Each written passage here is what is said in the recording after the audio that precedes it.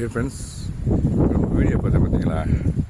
இந்த களை எடுக்கிறத பற்றி நான் சொல்லு களை எடுத்துக்கன்னு சொல்லி எடுத்து அந்த பக்கெட்டில் தான் அந்த கலையெல்லாம் கொண்டு போய் ஒரு செப்பரேட் பிளேஸில் வச்சுட்டு இந்த பாருங்க, இங்கே ஒன்று வச்சுட்டு அந்த களை எடுக்கிற களை இங்கே இந்த மாதிரி பக்கெட்டில் பிடுங்கிறப்பே தென்னந்தே இதுக்குள்ளே போட்டுருங்க.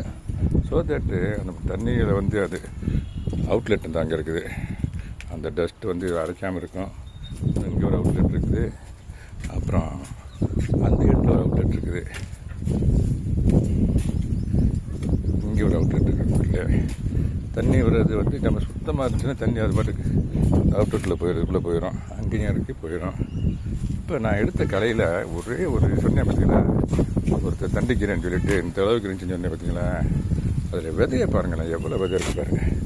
நெத்தை விதைகள் கிட்டத்தட்ட ஒரு அரைப்படி எடுக்கலாம், ஒரு 1/2 கிலோ இருக்கும் போல். இந்த விதையை பற்றி சொல்கிறதுக்கு தான் நான் இந்த வீடியோவே ஷூட் பண்ணியிருக்கேன்.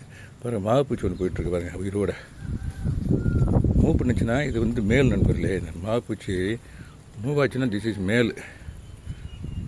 ஃபீமேல் வந்து மூவ் ஆகுது நண்பர்களே, அதுக்கு அந்த சக்தி கிடையாது. இந்த எறும்பு இருக்குது பார்த்தீங்களா, அந்த எறும்பு தான் கொண்டு போய் இது மேல் நண்பர். இந்த பாருங்க, அந்த எறும்பு தான் கொண்டு போய் அதை எங்கே அந்த எறும்பு இதிலேருந்து வர்ற அந்த மாவுப்பூச்சிலேருந்து வர்ற அந்த அது ஒரு லிக்விட் மாதிரி வெளிவிடும் நண்பர்களே. அதை சாப்பிட்றதுக்கு தான் அந்த எறும்பு வந்து இதை தூக்கி வைக்கிது. ஓகே நண்பர்களே, இவ்வளோ விதைகள் இருக்குது நண்பர்களே. இதை நான் வந்து சீட்ஸை அப்படியே எடுத்து அப்படியே எந்த கண்டிப்பாக வேக்கண்டாலும் அதில் போடுவேன் நண்பர்களே. ஓகே நண்பர்களே, தேங்க்யூ ஃபார் வாட்சிங். Happy gardening. Have a wonderful day.